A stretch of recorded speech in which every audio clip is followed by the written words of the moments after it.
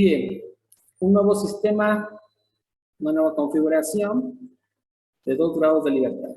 Entonces, dijimos, primero trazamos ejes que salgan de las articulaciones. En este caso, seguimos sin cambiar lo que es la base de rotación. Pero si cambiamos aquí. Ahí está.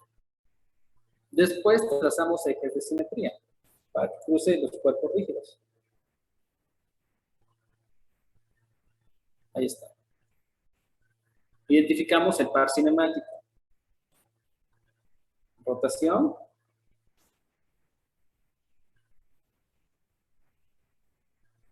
Rotación.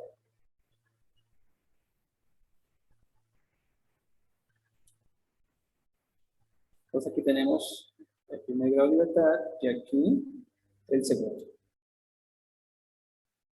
Posteriormente, proyectamos eje Z de acuerdo a las articulaciones en movimiento hasta llegar al último elemento, empezando con el de la base. Y el centro de la base aquí sería entonces para proyectar el primer eje Z.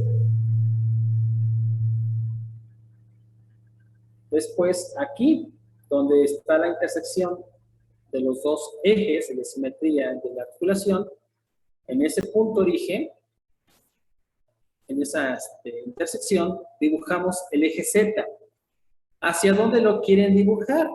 ¿Hacia adentro del plano o hacia afuera del plano? ¿Es importante? Sí, porque con base a cómo ustedes manejen la convención de la regla de la mano derecha, será la facilidad con que establezcan sus rotaciones.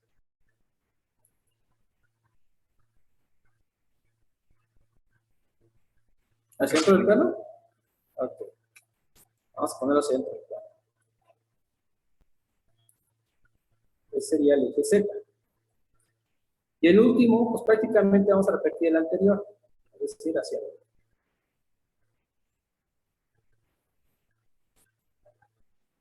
¿Vamos bien? Después, el eje X. El eje X en la base, ¿a dónde se proyecta? Ya con lo que hemos hecho los dos ejemplos anteriores.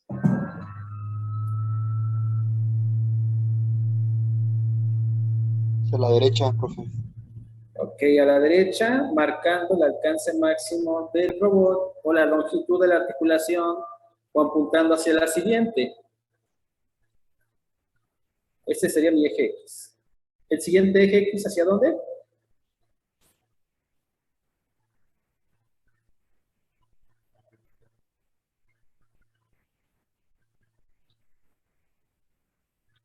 Antes de pensar que sean paralelos, tienen que evaluar los dos criterios anteriores. Que vaya a lo largo de la articulación, o hacia la siguiente, o incluso que sea perpendicular a la Z. Y por comodidad, pues que sean paralelos entre los ejes X, entre sí. ¿Hacia dónde sería? Hacia la derecha, profe, también. Ok, hacia la derecha. Pensando en que inicialmente marca la longitud de la articulación y al mismo tiempo apunta hacia la siguiente. Y también a su vez es perpendicular a mi Z anterior. Al último dejamos que sea paralelo entre las ejes, porque si se basan en ese primero, se van a ir con ciertas complicaciones. Y el X del siguiente sistema, pues lo representamos igual que el anterior. Después el eje Y, complementado como un sistema de coordenadas tipo de Strong. ¿Dónde indicaría esta Y? Para abajo. ¿El de la base hacia dónde?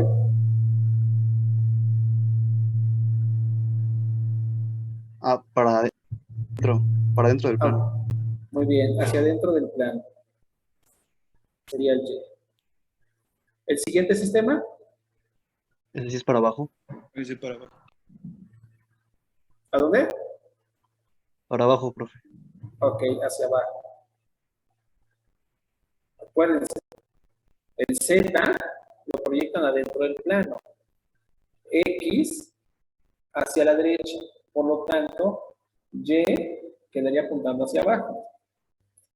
Y el siguiente sistema lo mismo. Y hacia abajo. Después, desde el origen marcamos X0, Y0, Z0, X1, Y1, Z1, X2, Y2, Z2. Luego marcamos algunos parámetros que hagan falta, como este de descentramiento marcado con L1, la longitud entre un eslabón y otro, L2, y entre el segundo y el último lo marcamos como L3. ¿Hasta aquí preguntas? No, profe. Posteriormente buscamos los parámetros de Navier-Hartenberg, ya sabemos que son iterando la cantidad de grados de libertad. Hubiera puesto 3 para que fuera más interesante. Teta, B, alfa y A. Todos de 10 como elemento. Entonces tenemos 1 y 2.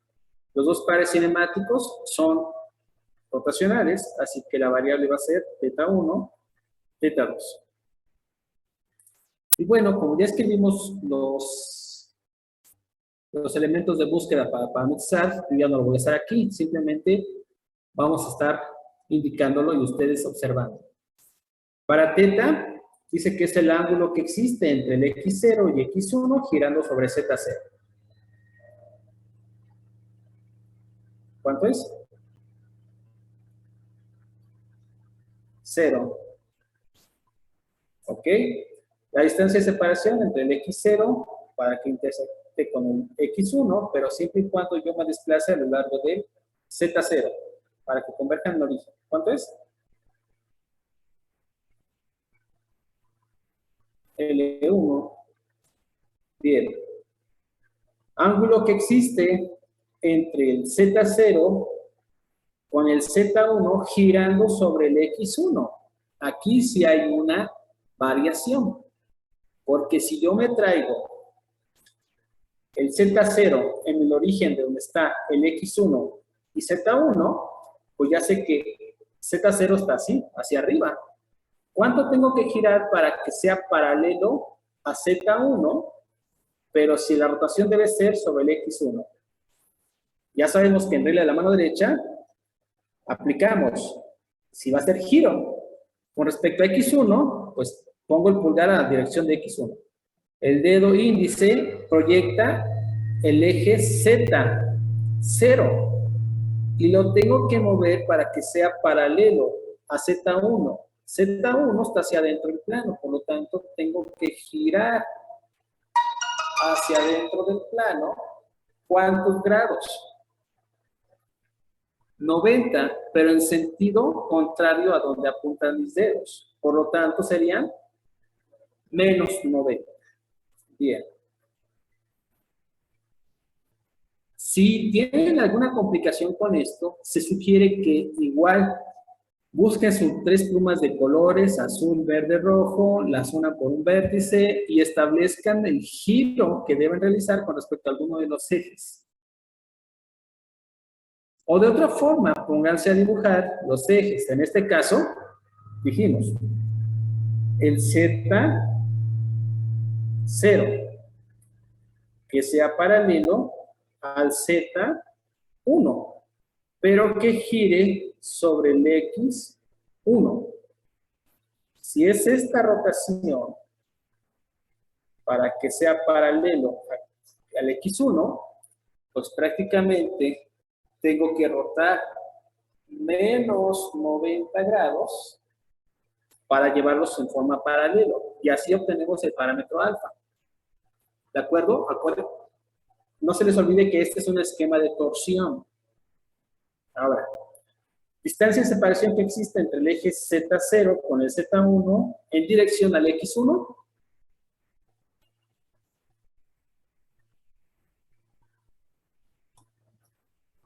Z0, origen. Z1, origen. Dirección X1. El X1 apunta hacia la derecha. Pues tengo que moverme en ese sentido. ¿El eje cuál? Pues el Z0, para que sea coincidente con el Z1. ¿Cuánto es? L2. Segundo grado de libertad. Ángulo que existe entre el X1, para que sea paralelo con el X2 girando sobre el Z1. 0 ya son paralelos, bien. Distancia de separación que existe entre el X1, origen, para que se intersecte con el X2, origen, siempre y cuando yo me vaya a la profundidad del plano en dirección del Z1. ¿Cuánto? L3. No. No, porque ya están montados sobre este eje de simetría, el origen del X1 y el origen del X2. Por lo tanto, yo ya no tengo que desfasarme ni hacia adentro ni hacia afuera del plano, ni hacia arriba ni hacia abajo. ¿Vamos bien?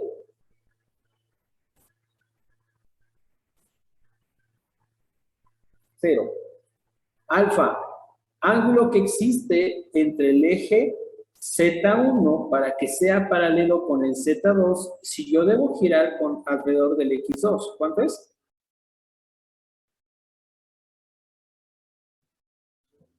0, ya son paralelos ambos.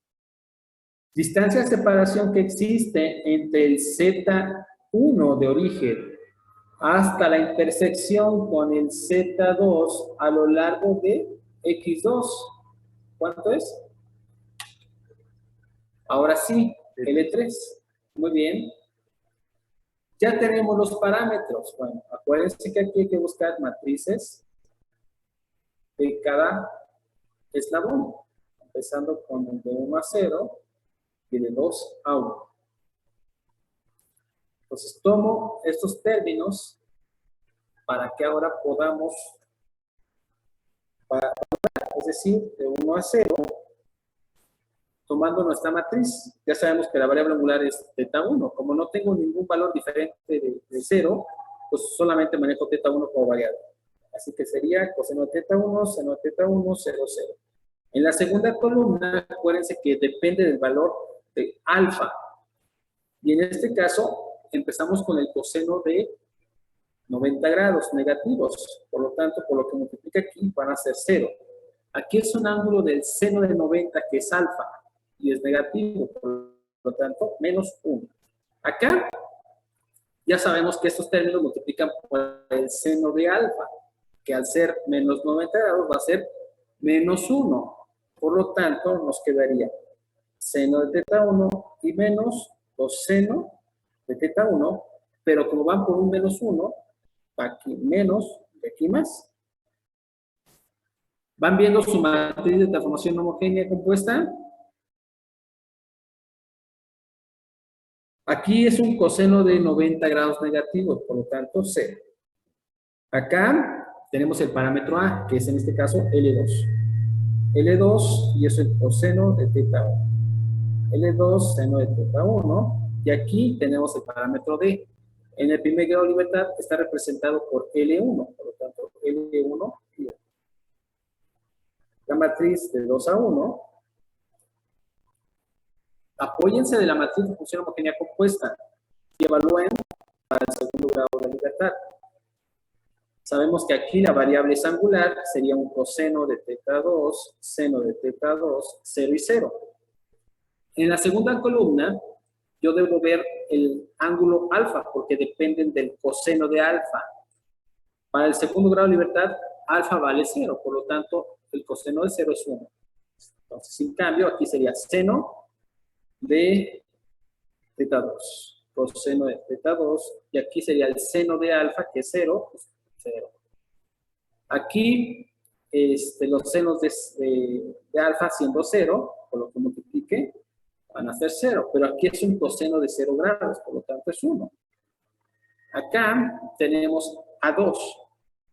Para el segundo grado de libertad vale L3, coseno de θ2, L3, seno de θ2. Pero yo no tengo ningún parámetro de 2 en relación al segundo grado de libertad, por lo tanto aquí sería 0 y 1.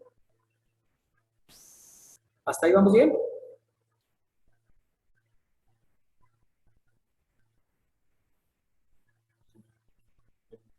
Sí, profesor. Ok.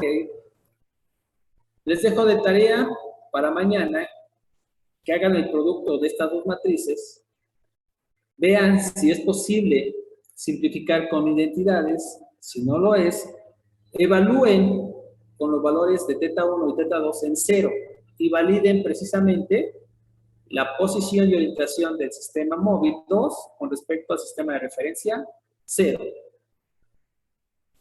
¿Dudas?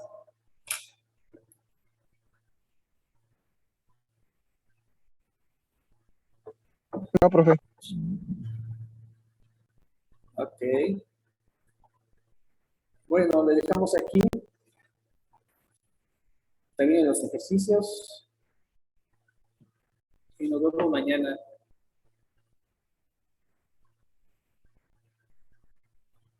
¿Vale?